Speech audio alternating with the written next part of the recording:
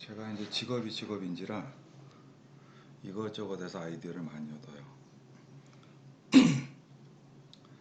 뭐 세상에는 건질 게 지천이라고 생각하고, 어쨌든 뭐 방송을 볼 때도 특히 이제 맛집 프로가 많이 나오잖아요.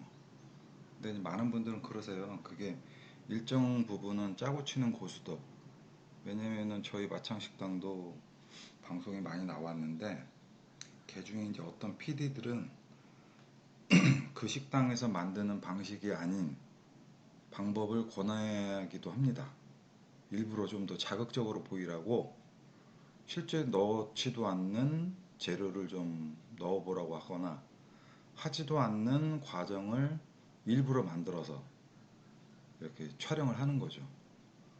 뭐 과정이야 손님들이 볼 수가 없으니까 뭐 거짓으로 조금 뭐 진짜 굉장히 고생해서 만든 것처럼 뭐 할 수는 있다고 쳐요. 근데 현재 팔지 않는 재료를, 들어가지 않는 재료를 넣어서 그걸 보여줄 경우에 나중에 그 재료를 안 쓸 건데 오신 손님들이 거짓말이라고 할 거잖아요. 그래서 이제 그런 것들은 좀 삼가하시라 말씀을 드리고, 하여간 뭐 방송에서 이렇게 뭐 예능 프로도 마찬가지고요. 그 연예인들이 뭐 맛있게 먹는 방법들이 굉장히 참 다양하더라고요. 그래서 저는 그런 모습에서도 역시 저렇게 하면 저거 참 좋은데, 저거 내가 꼭 써먹어 봐야겠다, 그런 생각을 가끔 합니다. 요번에도 우연히 이제 전참시라는 프로를 뭐 한동안 뭐 한 6개월 넘게 안 봤거든요. 요새 저도 이제 좀 그 습관이 바뀌어갖고 공중파는 잘 안 봐요. 공중파는 잘 안 보고 거의 뭐 유튜브를 통해서 짧게 짧게 끊어진 방송이나 아니면은 비전문가들이 만든 그런 날것의 방송을 보면서 더 이제 시간을 보내는 편이라 공중파는 참 오랜만에 이제 본 거죠. 전참시 방송을 하더라고요. 근데 뭐 홍현이네 집에 뭐 집들이 가기 전에 전현무네 집에서 이영자가 뭐 이렇게 음식을 만들어주는 장면이 나왔는데, 파김치였어요 그날. 파김치. 근데 이제 파김치를 이제 완성을 하니까, 이제 파김치 맛을 보려면, 제대로인 파김치 맛을 보려면 고기를 구워야 된다고 전현무가 그러더라고요. 그래서 이제 대패 삼겹살을 꺼내서, 준비가 돼 있겠죠. 집에 누가 그렇게 이쁘게 포장된 대패 삼겹살이 있겠어요.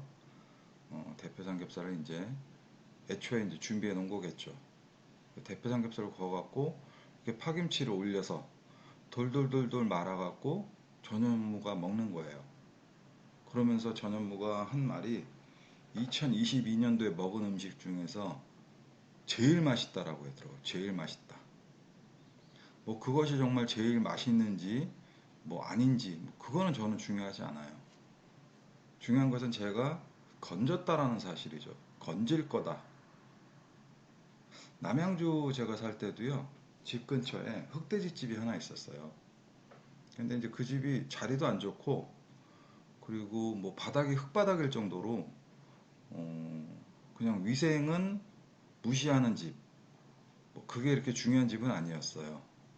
뭐 그러니까 막말로 옛날에 이제 담배를 식당에서 피던 시절이라면 바닥에 담배를 꺼도 되는 그런 식당이었던 거죠.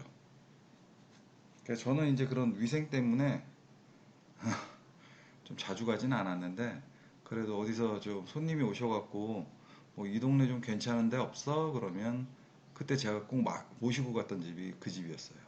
왜냐면 뭐 고기를 맛있다, 고기가 특별히 맛있다, 그거는 잘 모르겠고요. 고기를 싸먹는 대파김치가 그 집의 포인트였어요. 저는 이제 아직 사람이 안 돼서, 아직 곰에서 이제 사람으로 변신 중이라 제가 마늘도 못 먹고요. 뭐 파도 쪽파 아니면 못 먹어요. 양파도 당연히 못 먹고요. 그럼 대파김치는 더 못 먹죠. 뭐 쪽파김치라면 몰라도 완전히 채 썰은, 근데 크게 쓴 대파를 김치로 담근 식이, 그런 음식을 제가 먹을 자신은 없더라고요. 그래서 저는 한 번도 안 먹어봤는데 뭐 아내는 같이 가면 뭐 아주 뭐 환장하고 먹습니다. 그 집은 그게 컨셉이에요. 근데 이날도 역시나 보니까 전현무가 대패 삼겹살에 파김치를 말아서 한 입 딱 넣어 먹는 걸 보고서 그래, 장사는 저거야. 식당, 고깃집 저렇게 해야 돼. 대부분의 고깃집들 뭐예요? 맛있는 고기 준다고 두껍게 썰었습니다. 뭐 두께가 맛을 좌우한다나 육즙을 가두는 그 맛에서 포인트가 있다나 이런 소리를 합니다. 맛있는 삼겹살을 위해서 뭐 워터 에이징, 뭐 드라이 에이징, 숙성을 공기에다 시키고 물에다 시키고 뭐 그것도 나름대로의 뭐 어떤 의미가 있고 그런 또 별미가 있겠죠. 풍미가 있겠죠. 근데 저는 그렇게 어렵게 하는 걸 별로 안 좋아해요. 또 그런 식당을 또 찾아가지는 않습니다. 뭐 워터 에이징한 고기 맛을 보기 위해서 간다? 드라이 에이징을 했으니까 그 고기를 먹으러 가자? 저는 그런 적은 거의 없어요. 이것처럼 대파김치가 맛있는 삼겹살집, 파김치가 끝내주는 뭐 장어집, 이런 집은 제가 궁금해합니다. 그것 때문에 뭔가 조력자 때문에 주연이 빛나게 한다는 소문이 난 집은 굉장히 궁금해해요. 그렇게 먹을 때의 그 맛의 조합은 어떨까? 상상만으로도 입에 침이 고이거든요. 메뉴를 만들 때요, 그런 식으로 포커스를 만드셔야 됩니다. 최상의 질 좋은 재료를 쓰는 게 꼭 능사는 아니에요.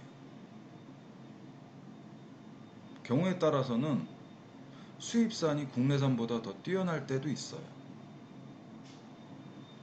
감자탕 예를 들면요, 국내산은요 먹을 고기가 별로 없어요. 살밥이 없어요. 우리나라 그 정육사 분들이 손기술이 너무 좋으셔갖고 발골을 기가 막히게 합니다. 그러니까 살이 조금밖에 안 붙어 있어요. 근데 외국 사람들은 이 발골 기술이 부족해갖고 대충대충 쓰는 거죠. 그러다 보니까 뼈에 고기가 많이 붙어 있습니다. 그래서 감자탕집 국내산으로 한다, 굉장히 자부심 갖고 계신 분이 계셨어요. 그래서 아니 사장님, 아무리 그 자부심도 좋지만 감자탕은 그 뼈에 붙은 고기를 발라먹는 맛으로 먹는 건데 고기가 없잖아요. 뭐 뼈를 빨아먹을 거예요? 뼈를 쪽쪽, 국내산이라고 질 좋은 엑기스가 나온다고 그거 빨아먹는 감자탕 파신다고 손님이 좋아하겠어요? 그거 아니잖아요. 그래서 제가 만일 삼겹살집을 차린다면 저는 국내산을 쓰라고 하지 않을 거예요. 수입산을 쓰라고 할 겁니다. 그래야지 기본적인 원재료 값이 내려가요. 원재료 값이 내려가니까 판매가에서 식당이 가지고 놀 수 있는 원가의 폭이 커집니다. 그 원가의 폭에서 남들이 비싸서 주지 못하는 대파김치, 파김치, 아니면 뭐 특별한 반찬, 이런 것들을 만들어서 삼겹살 상차림에 같이 내주세요 라고 제가 권할 거예요. 그러면 그 집은 색깔이 분명히 드러나는 거겠죠. 대파김치랑 먹는 삼겹살집, 파김치랑 먹는 삼겹살집, 1인당 된장찌개를 푸짐하게 주는 집, 뭐 이런 컨셉이 떡하니 생기는 거죠. 여기에 보태서 조금 더 경쟁력을 가질 수 있는 그런 내용이 있지만 그거는 제가 마창에다 감춰두고요. 여기까지 오늘 말씀드리겠습니다.